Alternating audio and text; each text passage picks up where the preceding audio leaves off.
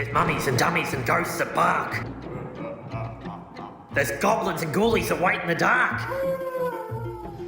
If you wish to wet your pants with fright, listen to Gatsy on Goosebumps tonight. I'm gonna come. Rise, Dogecoin, Boo, rise. my dudes, and welcome back to Gatsy on Goosebumps, the only show in which I read and review every single Goosebumps book from R.L. Stine's original series. But I will not be doing that today, because earlier this month I sat down digitally with Danny Abosch, one of the very talented people behind Goosebumps the Musical, Phantom of the Auditorium, which, as you may be able to glean from the title, is a full-length musical based on the Goosebumps book, Phantom of the Auditorium. So, please enjoy that interview. Danny, it is lovely to chat with you. Thank you so much for taking the time to have this conversation. Absolutely. Thanks for having me. Not a problem. I mean, when I heard there was a Goosebumps musical, I mean, as someone who's, well, made a hobby out of documenting everything to do with Goosebumps, I was very, very excited. But before we get to the actual Goosebumps musical, I wanted to just ask a bit about you and sort of how you got to the stage where you were writing musicals. Were you always a theatre kid growing up? Pretty much, yeah. I did a bunch of the shows in high school and as an actor, I mean, and then I sort of transitioned to writing the shows instead of acting in them around my senior year of high school, and yeah, I've been doing that kind of ever since. I did a master's program at NYU for it after my undergrad, and then, just have kind of been doing it professionally since then. Is there a time in every theatre kid's life where they have to decide to keep being on stage, or if they're going to go behind and start writing stuff? Is that the decision everybody has to make? More or less. I mean, it's sort of, around the time that you have to decide what you want to major in college or where where and if you want to go to college. If your real life goal is to be a performer, a lot of people will major in musical theater in college. So it's a long audition process for that. So you kind of have to commit to it at that point if you're going that route. And so I knew that wasn't for me, and so I didn't do that. Do you ever get a bit jealous seeing people on stage performing your songs and wishing you could sort of be a part of it? Honestly, no, because they're doing such a better job than I would be able to. I do still perform for my demos. When I write a song, I'll record a demo of myself singing it just for my collaborators to hear, or people working on the show. So I sort of still get that outlet for it, but no, I don't have any any I wish that were me up there when I watch performances of my work. It must be strange performing that demo and then hearing an actor's interpretation of that and seeing sort of the different inflections and different personality they put into your words. Totally. Yeah, totally. And what's different and what's not different sometimes is funny too. Like when there's subtle things where I go, oh, I wonder if you listened to my demo and sort of took a cue from that, because some of them are a little bit similar. But no, I love when an actor surprises me with a totally different choice that I would never have thought of. That's one of my favorite things. I won't be so crass as to ask your age, but was Goosebumps? I'm 32. Okay, so I would imagine you would have grown up. I'm a bit younger, but in the 90s, grown up around Goosebumps everywhere. Did you read a lot of them as a kid? I sure did. Yeah. In fact, in second grade, I went for Halloween as Curly the Skeleton. Fantastic. Yeah, no, I was totally into it. I had the calendar, I had all the books, I actually still have the calendar, by the way. It's still up on my wall right now. My 1998 Scratch and Sniff. I've got the same one. Yeah. Do you really? I just took over the December one, and the smell was, it was the snowman. garbage. Yeah, and the scratch and sniff one was garbage, and I was like, they got rotten pumpkins for Halloween, which I thought was like really clever, but I didn't know what garbage was in relation to December. But I thought maybe I'm being a bit too hard on the makers of the 1998. They're just general rotten smells, and I have no idea what technology goes into making those scratch and sniff things, but I imagine you're probably somewhat limited in the aromas, fragrances that you have access to for those. But pretty advanced technology for 1998, and somehow they still work. Have you noticed that? Scratch and sniff technology has come a long way in the past 20 odd years since then. I can only imagine what they're like now. Right. But I appreciate that you dressed up as Curly, because I mean that shows you're a true fan. Because I mean Curly's, he's a mascot, but he's not on any book covers. So that shows your Goosebumps credentials. You weren't just like glancing at them in the library. You're obviously really into it.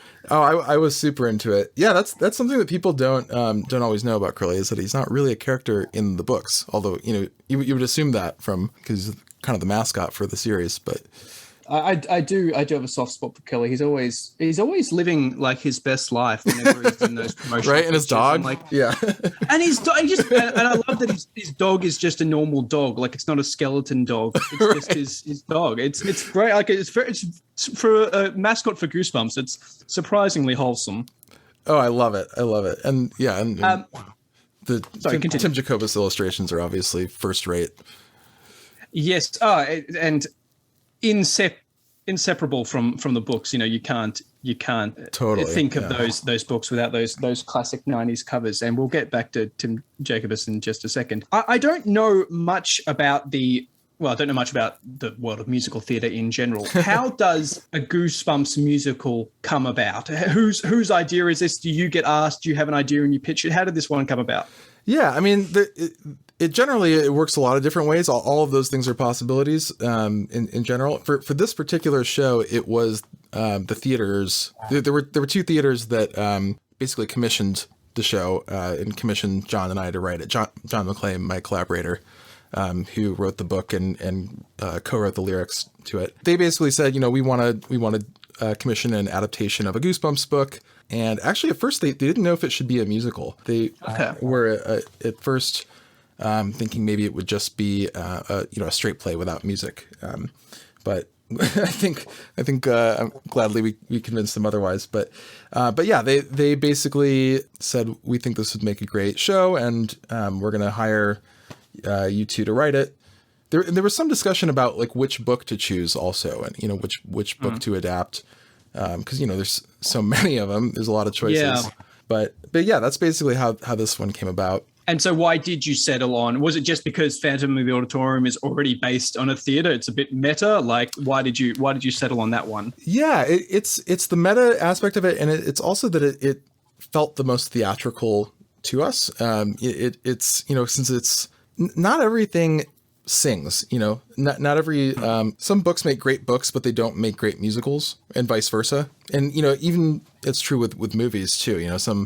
Some books will translate well to the screen but not to the stage, and some movies really should be movies and not plays. And so there were some books where we went, yeah, this is a perfect book, and we don't think we can make a musical that improves on it in any way. There's just no reason for it to be a musical. But this one was sort of screaming for it to be a musical, because and also because obviously Phantom of the Opera is a pretty famous musical, and so it's just the whole world of it just felt very theatrical, which I didn't realize the connection as a kid. I found out about Phantom of the Opera after Phantom of the Auditorium. Like, I think I did too. Like yeah. Were there any other sort of books on the shortlist that you and John sort of threw around, thinking maybe we could work with this before you set it on Phantom? Yeah, there were a couple. I mean, we settled on Phantom pretty early, but I remember I was sort of interested in The Ghost Next Door. I thought that one, some of the more, what you think of when you think of Goosebumps, like, monsters and vampires and all that kind of stuff. That my actual worry about this one, about Phantom early on, was that it didn't have a lot of that stuff that you think of as like very Goosebumps. Like it really is just about humans and not only humans, but the thing that is the most spooky about it, and I'll not to give any spoilers away, but the story is spooky in hindsight more than it's spooky in real time. So I see what you mean. Yeah. That was something that sort of was a concern to me early on, although it's proved to be not a concern, I think. But that had me sort of considering, well, maybe it would be, better to do one of the other. I think we were pretty set on doing something from the original series, but one of the others from that series that was more about, you had an actual monster to bring to life. Although, that causes that brings up all sorts of other questions about how do you do that on stage, right? Like there's a lot of these, a lot of the books that just like from a technical perspective would be so difficult to do. Yeah. I suppose you've got the benefit of it's set in a theater and it's performed in a theater. So that's one inherent advantage of adapting Phantom. Definitely. Where like Monster Blood would be like, how do you do that, right? Right. Yeah. I appreciate, that idea of, as you said, it's the scary part comes in retrospect. But I think you guys have done an admirable job of, I guess, keeping that tension and that mystery high throughout the whole sort of production before you actually get the full on horror element. I thought you did that very well. Oh, thank you. You're very welcome. I'm sure you're. I won't spend too long on the podcast praising your musical abilities. Don't worry. I was going to say, is it your first adaptation? But I was sort of looking through your bio on your website. You previously adapted the Fancy Nancy books. That's right. Into a musical. So I guess, is that why they went to you and John, or are you sort of consciously you're going to become the guy to go to when they want to adapt like a children's book series? So in this case, one of the theaters, Oregon Children's Theater, that commissioned the show had done Fancy Nancy, I think, a year or two before that. So they were already familiar with my work from that. And so that is actually, I think, why they thought of me for this. But it's not, that I'm like just, the children's theater guy.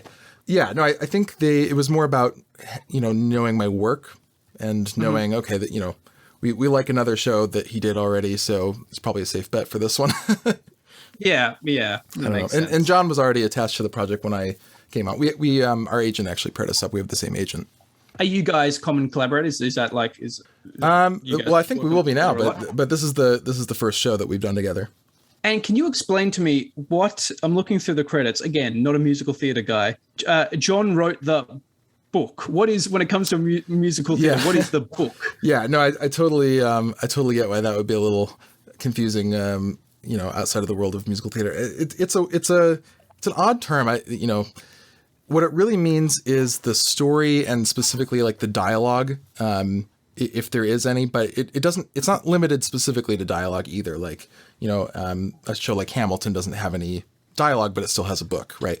So the book is basically the way that the story is adapted, and specifically the dialogue. So like in the case of Goosebumps, so John wrote all the dialogue, I wrote all the music, and we both wrote the lyrics together.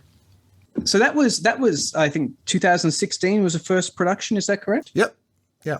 And then it's only this year, I think end of October, the cast recording came out. So how does a musical, is it just if it's popular enough, someone will produce a cast recording of it? Is that how it works? Yeah, I mean, typically, you do it at a major milestone, like if you have a Broadway production, you would do like the original Broadway cast recording. And then if there's a London production after that, then maybe you do the London cast recording after that. So with this one, there wasn't a Broadway show yet. Maybe there will be someday. Certainly hope so.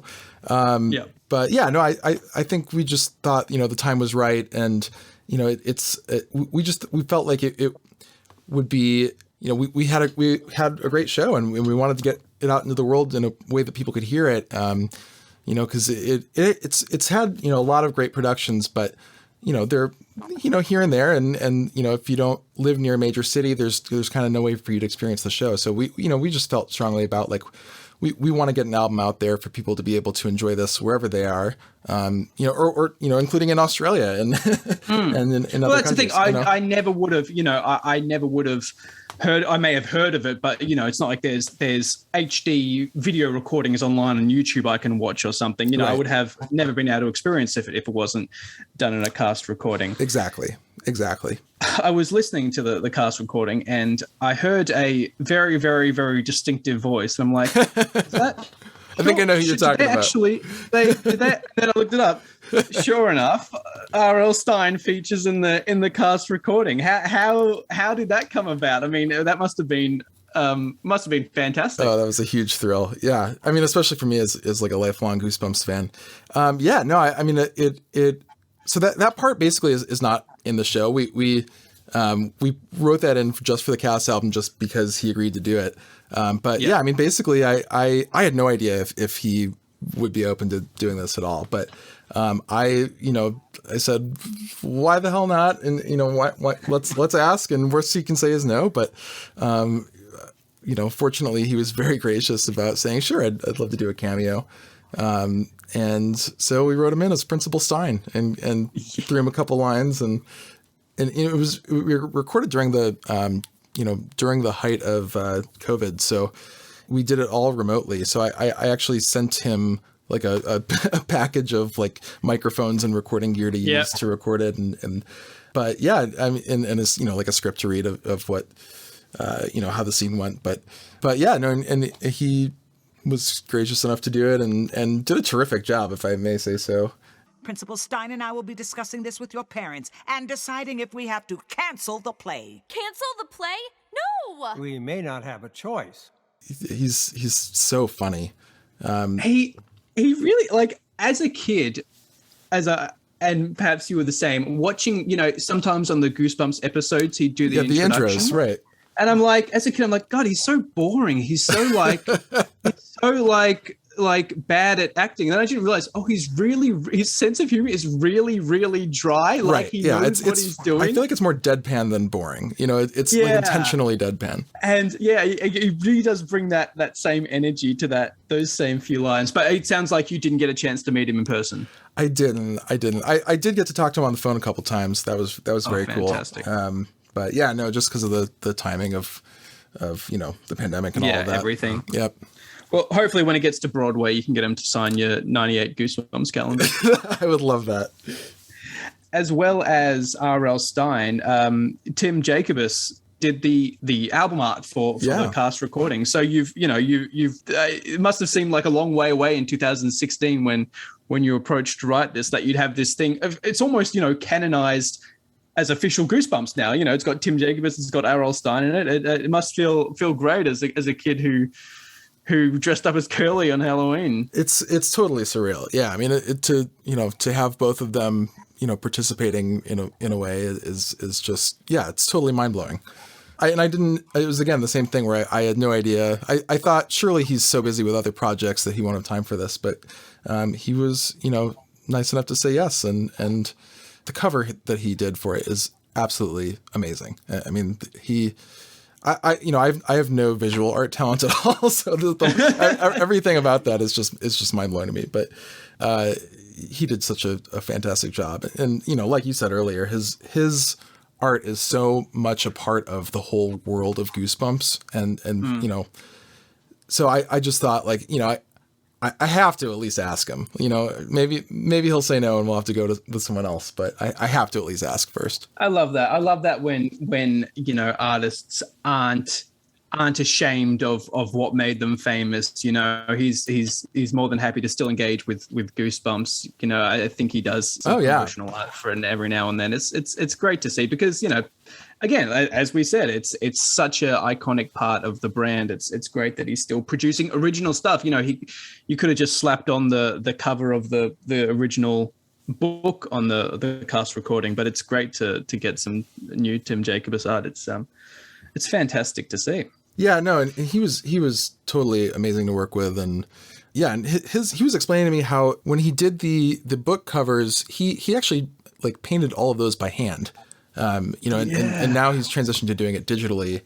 Back then it would be like I'm forgetting how long he said it took for each one, but it was something like, a couple weeks on a, I might be getting that wrong, don't quote me on that, but he would literally, have to draw in all of those little details by hand and do like layers of paint on it. And, now it's so easy, just with, click of a button, you change a color and, Yeah.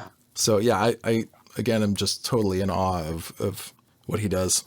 I think there's a great case to be made that, we don't know about Goosebumps without Tim Jacobs, because if you're not picking up the books, you're not going to read them. And I think those covers did so much to get kids interested in reading in general. So it's, and they're just so good too. I mean, they really hold up. Like, oh, they absolutely do. Like they I don't know how I describe it, because they are so quintessentially 90s, and yet somehow they are still like timeless. Like they are so like the colors and they're so vivid. It's that's fantastic. a great way to put it. They're timeless. Because you are only adapting one book, and it is a book for younger readers. It's not very long. You can breeze through it pretty quickly if you're a confident reader. Mm-hmm. Was it challenging to decide, all right, which parts we're going to stretch out and say, all right, this character, like for example, there's that line in the original book that when Brooke talks too much, I think it's her dad calls her a babbling brook, and you decided to turn that into a really like a song with a bit of emotional depth to it. Was it I don't know, is that difficult when you're adapting to pick out parts and say, all right, let's stretch this out, let's emphasize this in the character? Or is it when it's right, you just sort of go with it? Yeah, I mean, to me, that is the art of adapting, is knowing sort of, it's that instinct about what makes a good song, and where we need to translate something into song, and when we need to just, the pacing of the story just demands that you keep going, and we don't have time to stop for a song. Those kinds of decisions are, because there are infinite different ways you could do a musical of Phantom of the Auditorium, and other writers might have made different choices. Maybe that line wouldn't have stuck out to them, and they wouldn't have done Babbling Brook at all. I always have the words to say, but every time he turns my way, we share a look, and I turn into a babbling brook. So it's those kinds of decisions that I think really makes it. But yeah, I mean, back to your question, it's for me, it's sort of an instinct of just, when it feels right, it feels right. You just know, like with that one specifically, that was actually the first song that we wrote. And we knew that we wanted to have some sort of moment for Brooke meeting Brian for the first time. To me, it's sort of in a long tradition of, musical theater songs that it's sort of that meet cute moment. When the two, romantic, sort of quasi-romantic couple meets for the first time, and there's we see those sparks between them. To me, it's also it's so much more fun to see someone embarrassing themselves than just saying sincerely, oh, I like you, right? Like that's boring. It's so much it's so much more interesting to see someone trying to hide that they like someone. So, and on that note, I think that's why I think the song I keep playing is Understudy Buddy. Yep. The song, yep. Her trying to pretend to be nice when she's got these really quite transparent selfish motives. Don't worry, Brooke, I can handle it. And every night I'll say a prayer and keep a candle lit for you. Your cover's got it covered, so take all the time you need, like a week or a month or a year or the rest of your life. Just kidding. It's better than just her calling up Brooke and saying, I don't want you to be part of this role. I like it when there's a bit of extra dimension in the characters, and that comes through in the singing. I thought that's fantastic. That's the one I keep. Yeah. That's one of my favorites too. Yeah. No. Yeah. But were there any other songs? Sorry, continue. No. Go ahead. I was gonna say, were there any other songs you're particularly proud of, or that were particularly difficult to put together? They were all pretty difficult in one way or another, but I think Story of the Phantom is one that I'm quite happy with how it came out with on the recording in particular. It was one that we were worried about in the show when we first wrote it, because it's one of the longer songs in the show, and it was sort of a question about like, well, will it hold attention for that long? And it's also the second story song, because the legend is also a story song, and so is that too many and so close together? And so we were sort of had some questions about that, but I think the cast recording really I think does it perfectly. Now this man had been blessed with a gift. He possessed musical talents completely unmatched. But as you often will find in epic tales of this kind, this gift came with a curse attached. really like the opening number, Goosebumps. That's a really just fun ensemble number. I loved Goosebumps. It really does, as I suppose it's meant to do in being the first of many musical numbers. It did set that tone really well, and just how you managed to capture that, the theme of the Goosebumps books, which is this is scary, but you're also like drawn to it. You're having fun. It's Right. that equal part. It's mostly scaring you, but you're also like, oh, this is kind of exciting. Right. So that was fantastic. So follow if you dare, but all who do beware. For you may find a scare that fills your soul with fright and gives you goosebumps in the night. I won't ask you to disclose anything you're not ready to, but broadly, what have you been working on since Goosebumps, and what are you working on now? Well, I have a very easy answer for that, which is that nothing, because Goosebumps has completely consumed my life for the last year and a half working on this album. But no, it's been totally a full-time job. I do have a couple things that I'm working on an original show, or I was before Goosebumps, and I will be going back to that someday soon. Although Goosebumps is still there's just so much going on with it that I haven't had a lot of time recently. But yeah, no, I mean basically the entire pandemic for me was producing this cast recording and recording it and then mixing it and editing it and finally releasing it. Well, I mean, it's a very admirable job, all things considered. It's a fantastic recording there. As I said, I've been listening to it quite a lot. Thank you. Where can we find you? Where can we find Goosebumps Musical, and where can we find you online, Danny? Yeah, absolutely. So it's on Spotify and Apple Music and anywhere else that you listen to music, YouTube. You can go to goosebumps.themusical.com for more information. The synopsis and lyrics are up there if you want to. No, because sometimes with the cast recording, since we couldn't include everything that you would see in a theater, there's some parts of the story that sometimes the synopsis is helpful to fill in the gaps there. So that's up there at goosebumpsthemusical.com. My website is dannyabosh.com, and you can find me on Instagram, Twitter, everywhere else at DAAbosh, 2 A's, and at Goosebumps the Musical on Instagram. Fantastic. And is there anything else I may have missed that you'd like to say? Anything I haven't covered? I don't think so. I mean, I hope that the fans love it, and I hope you all get a kick out of listening to it as much as we loved making it. It's just been such a fun show to write and now to make a cast album for, and like you said, it's as someone who was a true fan, and still is a true fan and has been all my life. It means a lot to me that, the other Goosebumps fans feel like, we did it justice, and it's not like some, cash grab. Exactly. So yeah, I hope you all love it and listen to it and tell your friends. Well, I don't know about the rest. You've definitely got one fan down under. So, I mean, I think you've probably got the Australian Goosebumps market covered. And there's quite a few of, there's quite a lot of Goosebumps fans in Australia. I had no idea, but it almost seems like every other, fan that I see is from Australia. It's really, well, there amazing. You go. Now I don't feel quite so special. I mean, is it like, was it a huge thing? I mean, it was a huge thing here, but was it quite as huge there as it was here? I mean, probably not as big, but I mean, same with every library or every book fair. There's always going to be Goosebumps there.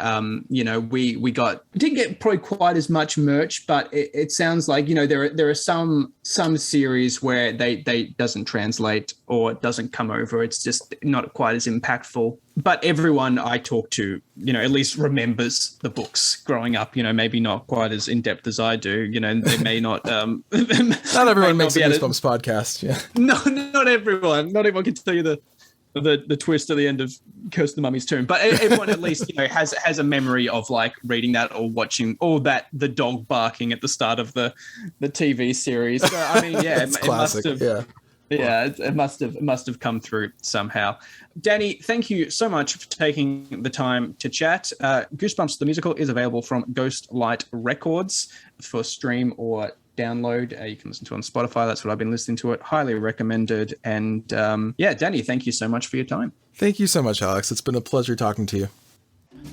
You kids today. You think you're so darn tough, messing around. You think you got it rough. Well, you don't know what rough is, and unless you want to wind up dead or worse, then you better watch your step, or you're gonna get such a fright. Mark my words, kids, one wrong jump, and suddenly thump, now it's you going bump in the night. So you wanna know what's behind that door, or what might be lurking underneath the floor? Trust me, you're better off not sure. You better watch your... I hope you enjoyed listening to that. We want to thank Danny again for taking the time to chat with me at an ungodly hour.